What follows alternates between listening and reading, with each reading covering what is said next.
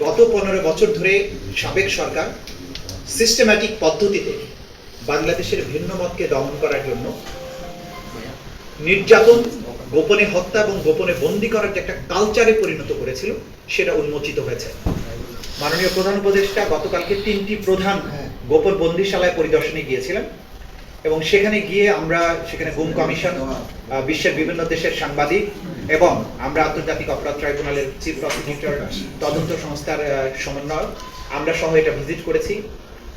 যে বিভৎসতার চিত্র আমরা দেখেছি, যে সমস্ত ইলেকট্রিক চেয়ারের কথা, যেটা ছবি এসেছে আপনারা জানেন, অনেকে এটা ভুলে বলেছেন যে শক দেওয়ার জন্য, এটা শক দেওয়ার জন্য না, ওই চেয়ারে বসিয়ে আসলে ঘুরানো হতো। একটা চেয়ারকে বসিয়ে যখন হাত পা বেঁধে দিয়ে ঘুরানো হয় কি পরিণতি হতে পারে আপনারা সেই বিভৎসতা কল্পনা করতে পারেন। একটা মেয়ে নারী গ্রেফতার করা হয়েছিল, তুলে নেওয়া হয়েছিল। আসলে তার মাকে তার সামনে হাত করা বেঁধে পুলিশ সদস্যরা তাকে নির্যাতন করেছে, কান্নাকাটি করেছে। সে মোটা ছিল, তার ভেতরে হাত করাটা কেটে মাংসের মধ্যে বসে গেছে। 11 বছরের বাচ্চাটা পাশেই একই জায়গায় বেঁধে রাখা হয়েছে, চোখ বেঁধে রাখা হতো। বাথরুম করতে গেছে, হাত করা খুলে দেয়নি মহিলা। তার মেয়ে, 11 বছরের মেয়ে, তখন তাকে সাহায্য করেছে, তার হাত করাটা খুলে দিয়েছে। একটা 11 বছরের বাচ্চা সহ, এবং ওই মা আজও ফিরে আসেনি। আমরা ধারণা করছি তাকে হয়তো হত্যা করে তার লাশ কোথাও ভাসিয়ে দেওয়া হয়েছে। সেই মেয়েটা কিন্তু আইডেন্টিফাই করেছে কোন জায়গায়, কোন কর্নারে তাকে রাখা হয়েছিল, কিভাবে তাকে নির্যাতন করা হয়েছে দেখিয়েছে। 3টি ডিটেনশন সেন্টারে বন্দিরা যারা ছিলেন তাদের মধ্যে উল্লেখযোগ্য 2 জন বা 3 জন করে বন্দিরা গিয়েছিলেন।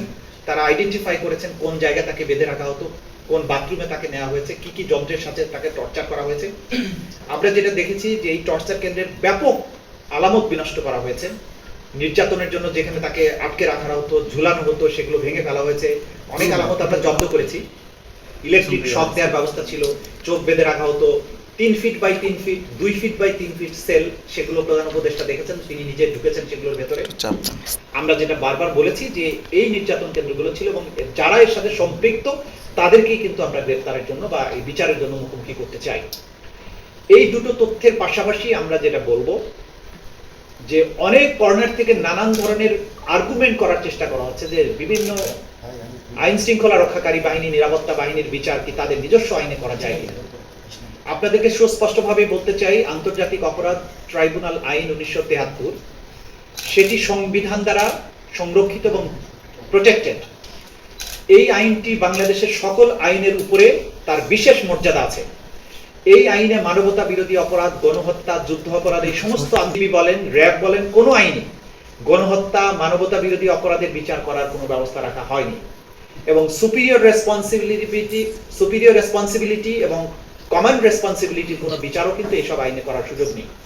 সুতরাং যারা এই সমস্ত অপরাধী বাহিনীর মধ্যে থেকে অপরাধে সম্পৃক্ত ছিলেন তাদেরকে বিচার করার একমাত্র উপযুক্ত ফোরাম হচ্ছে আন্তর্জাতিক অপরাধ ট্রাইব্যুনাল। যারা এই আইনে এখানকার মামলা যাদের বিরুদ্ধে গ্রেফতারি পরোয়ানা জারি করা হচ্ছে, আমরা রাষ্ট্রকে, আইন শৃঙ্খলা রক্ষাকারী বাহিনীকে বলবো নির্দ্বিধায় যে সেই আদালতের আদেশগুলো তারা যাতে পালন করেন। এবং সকল বাহিনী, সকল ব্যক্তিকে আমরা অনুরোধ করব যে একটা রাষ্ট্রের বিচার ব্যবস্থাকে সাহায্য করা আপনাদের দায়িত্ব। সেক্ষেত্রে দলের বিরুদ্ধে আনুষ্ঠানিক তদন্ত শুরু করা বা অভিযোগ নিয়ে কাজ করার সুযোগ আছে।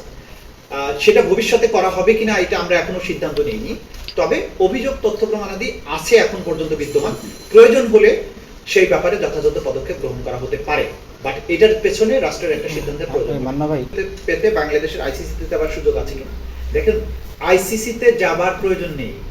জাতিসংঘ যখন তদন্ত করে আপনাকে স্বীকৃতি দিচ্ছে যে এখানে এটা হয়েছে, আইসিসিতে আবার যাবার প্রয়োজন তো নাই স্বীকৃতির জন্য। আন্তর্জাতিক স্বীকৃতি তো অলরেডি জাতিসংঘ দিয়েছে।